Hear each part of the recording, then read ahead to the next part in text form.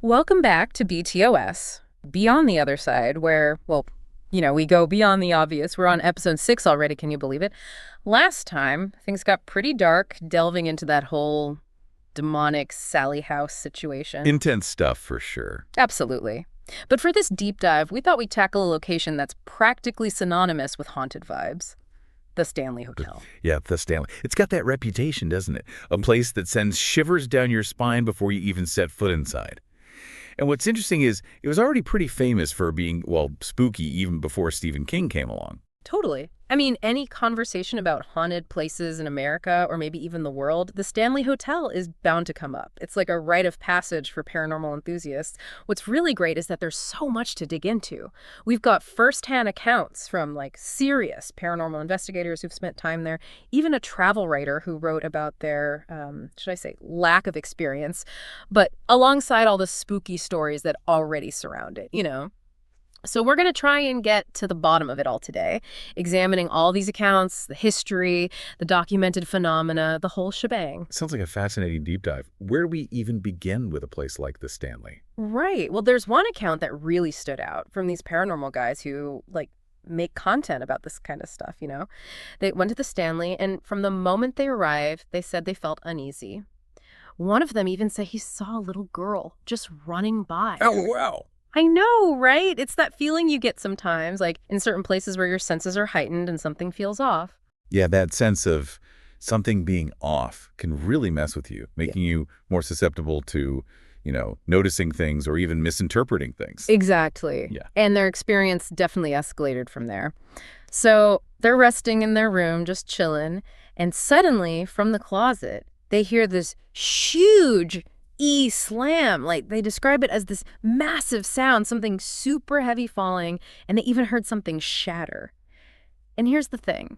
They made sure to check. No one else was on their floor, and their room was at the very end of the hall, so it's not like someone was messing with them. Oh, that's creepy. Right. And wait, it gets even weirder. It happened again later, even louder this time, and they could hear the hangers inside the closet, shaking and rattling. Whoa, hold on. So it wasn't just a sound. Things were actually moving inside the closet. That's what they're saying. I mean, it wasn't just like a noise in their head. Something physically happened. And the fact it happened twice, louder the second time, I mean, that's got to freak you out, right? Definitely adds another layer to it, that's for sure. Okay, but there's more.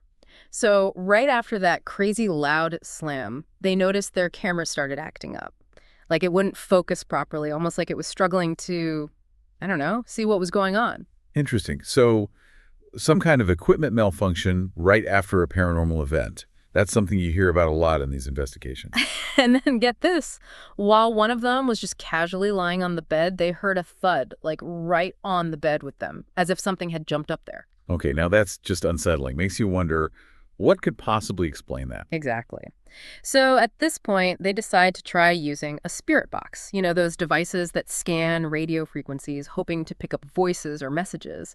And as they're doing this, they start hearing a female voice. It's faint, but it's there. And here's where it gets interesting. In their room, there was only one portrait, and it was of a woman. They even tried talking to it what'd you say, Lily? Referencing the portrait, trying to see if there was any connection. Wow. So they tried to directly interact with whatever they were experiencing. I guess that's a pretty natural instinct, trying to put a name or even a face to a voice you're hearing. Right. It's not just random sounds anymore. It's like they're trying to have a conversation. And then, of course, no haunted hotel experience would be complete without a door closing on its own, which they say happened while they were sleeping. And get this, they heard knocking on another door 10 times in a minute, but when they went to see who it was, no one was there.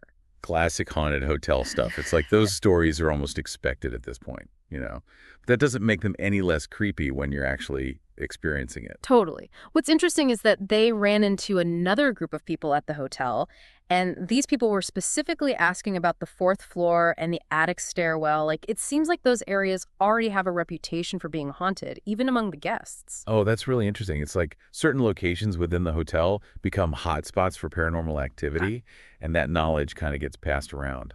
And remember that malfunctioning camera? Well, they had a light in their room that wouldn't stay on. One click would make it work, but then it would shut off again. They were so creeped out, they took the batteries out and just left the room. I can see why. That's beyond annoying. It's just plain eerie. Yeah. Especially when it seems like it's happening on purpose. Right. And then they mentioned this local legend about a perverted cowboy who supposedly hangs out in that same room and likes to kiss sleeping girls. Wait, what? Okay, that's a new one. A creepy cowboy ghost. That's not something you hear every day. I know, right? It's like every layer of the Stanley Hotel has its own set of weird stories attached to it. And it's not even just the hotel itself. It's like the whole area is steeped in this paranormal lore. So later on, they're back in the room, and one of them asks, "Is there anyone here?" Into the spirit box. And they say they got a clear response. "Hey," just like that. And in a guy's voice this time. Whoa, hold on. So first a female voice, now a male voice. That suggests multiple entities, potentially, if you believe that kind of communication is possible. It does make you wonder, doesn't it? Like, how many presences might be hanging around there. And here's where it gets even more interesting. Before their trip, they went to a psychic who had some pretty specific warnings for them about the Stanley Hotel. Oh, a psychic reading. That adds a whole other layer to the story. It's like they're getting a glimpse into the future before they even set foot in the place. Right. And it wasn't just vague stuff either. She picked up on one of them having yellow energy, which she said was like being an adventurous leader, and the other having blue energy, which was connected to being creative, a writer type. And get this, their hair colors at the time match those energies. That's kind of freaky. But I guess that's what psychics are supposed to be able to do, tap into those unseen energies. And then she said she saw a darker future for them, although she couldn't say exactly when. She told them to take some precautions and wear green, which she said is for the heart chakra, or gold for protection. Does that make sense? Yeah, that makes sense. Different colors are often associated with different chakras, which are energy centers in the body, according to some spiritual traditions. Green is usually associated with the heart chakra, representing things like love, compassion, and healing. Right. And then she said one of their lifelines was closed and strong, which made her think something weird could happen there related to their past or something. And then she even mentioned the shadow man and that maybe there was a demon coming back or something like that. Okay, so now we're moving into darker territory. The shadow man is a pretty common figure in paranormal lore, usually associated with negative energy and even malevolent intentions. Yeah, she didn't exactly paint a rosy picture, did she? And then she brought up Ouija boards. Apparently they had a bad experience in the past, even spelled out Zozo, you know, that demon thing. So she told them absolutely no Ouija boards at the Stanley Hotel. Instead, she told them to hold hands and do deep breathing if things got weird. That's really interesting. Ouija boards are definitely controversial in the paranormal world. Many believe they can open portals or attract unwanted entities, so her warning makes sense in that context. And the grounding techniques, like deep breathing and physical contact, those are often recommended as ways to stay centered and protected during paranormal investigations. Makes sense. So later that night, they decided to explore more of the hotel, and this is where they learned about Lucy. So apparently, Lucy was this teenage girl, a runaway, who was squatting in the concert hall basement. Tragic story, really. She froze to death after they made her leave. And the story goes that Lucy's ghost is responsible for doors closing on their own and things moving around, especially lollipops and candy. Oh, wow. That's so sad.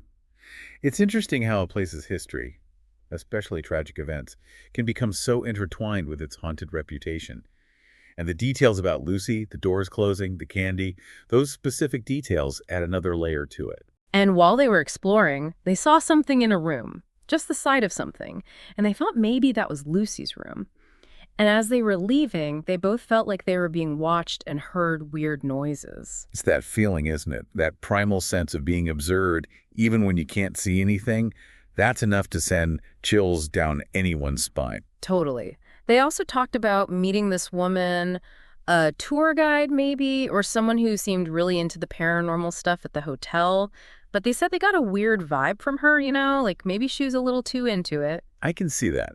It's one thing to be fascinated by the paranormal, but there's definitely a line, and when someone crosses it, it can get a little unsettling. Absolutely. So before they left, they did a whole seance thing. They used salt for protection, had pendulum necklaces, cups of water, and did a smudging ritual with sage, you know, to cleanse the energy and ward off bad spirits. Classic seance elements. The salt, the sage, those are traditional practices for creating a sacred space and protecting against negative energy. And get this, they said one of the cups actually moved on its own while they were standing there, and they even got it on video. Wow. A cup moving on its own, and it's on video. That's pretty compelling evidence, assuming it's genuine, of course. Now, remember that travel writer I mentioned? Well, she was really interested in the Shining connection and the whole haunted reputation of the place. She even talked about this frozen dead guy festival they have. Oh. Apparently, there's a cryogenically frozen Norwegian dude who's connected to the hotel somehow. It just adds to the weirdness of the whole place, you know? The Frozen Dead Guy Festival. That's just bizarre. It's amazing how the Stanley Hotel has become this, like, magnet for strange and unusual stories. And with over 180,000 people taking tours every year, it's clear the public's fascination hasn't waned. I guess people are just drawn to the mystery of it all. The thing is, the writer herself didn't see any ghosts or anything during her 3 nights there. But she did say there was this definite air of mystery. And she went to lectures by paranormal investigators, so she was really immersed in that world, even if she didn't have any personal experiences. That's interesting. It makes you wonder if sometimes just being in a place with such a strong reputation is enough to trigger those feelings of unease and mystery, regardless of whether anything actually happens. Maybe.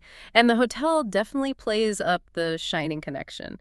They even have a hedge maze now, apparently because guests kept asking for one, and their bar serves a re-drum punch, and you can get a 217 Cabernet at the wine bar. They even have a channel on the TV that just plays the Shining movies all the time. Talk about leaning into your legacy.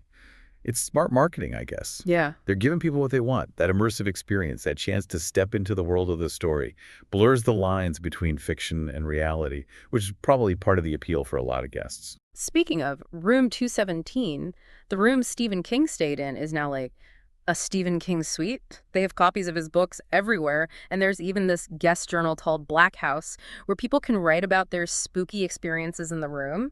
A lot of the entries talk about classic stuff like doors opening and closing on their own, lights flickering, and seeing shadow figures. I bet those journals are a goldmine for paranormal enthusiasts. It's like a collective record of all these unexplained occurrences, building on the room's reputation over time. Oh, and I almost forgot, there's also a Shining suite. But it's not in the main hotel, it's in the caretaker's cottage. It's supposed to be exactly like room 237 from the movie, the carpet, the furniture, everything. They even have a painting of Stephen King and an axe from the film set. Now that's dedication. It sounds like they've really gone all out to create these immersive experiences for Shining fans. It must be pretty surreal to stay in those rooms knowing the history and the stories behind them. Totally. So Wikipedia backs up the whole Shining inspiration thing. The hotel was even used for the miniseries in 1997.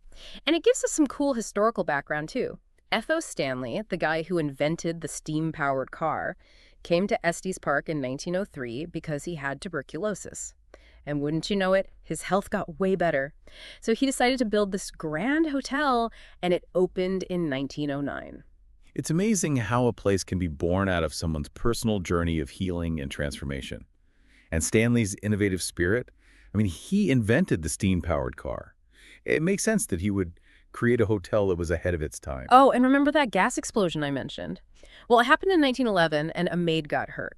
At first, they said her name was Elizabeth Wilson and that she'd been thrown from the second floor to the first. But later on, some people said her name might have been Elizabeth Lambert and that she wasn't actually thrown down a floor.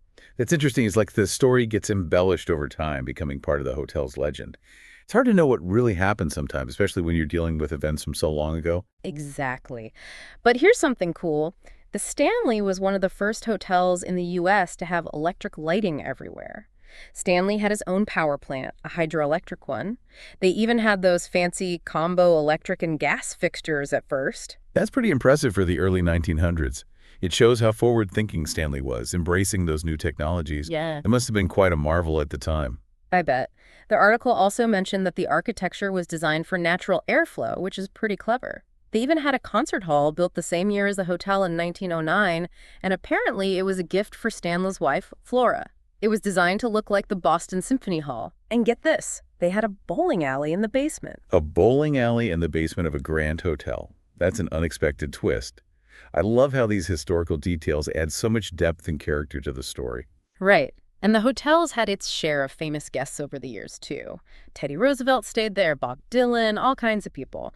And of course, it's been in movies and shows like Dumb and Dumber and those ghost hunting shows, Ghost Hunters and Ghost Adventures. They even had a horror film festival there for a few years. It's like the Stanley Hotel has become this cultural icon, attracting all sorts of attention and creative energy.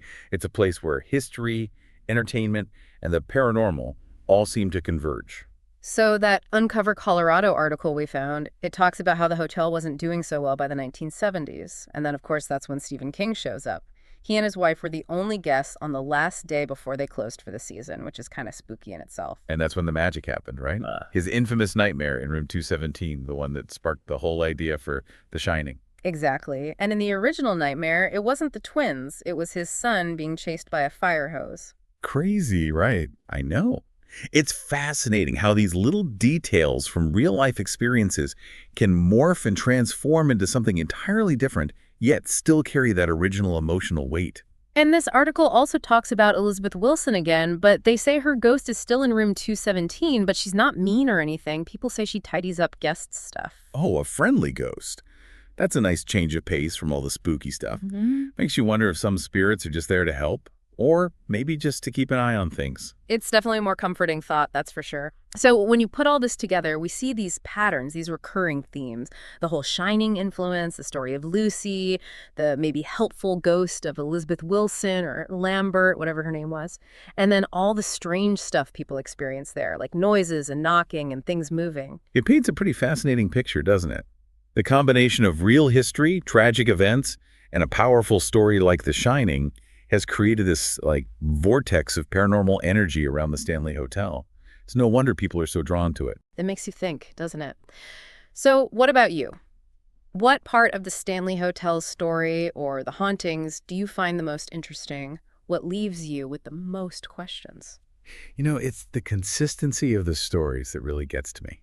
Like, you hear about those noises in the walls and closets over and over again. And room 217, it seems like there's always something strange going on there. It makes me think, could there be some kind of energy or a presence that's attached to those specific places in the hotel, something that's been imprinted there over time? And then you have to wonder, could traumatic events from the past somehow contribute to these paranormal manifestations? It's a question that's been debated for centuries, and we still don't have a definitive answer. That's a great point. Well, we've covered a lot of ground today, haven't we? We hope you enjoyed this deep dive into the mysteries of the Stanley Hotel.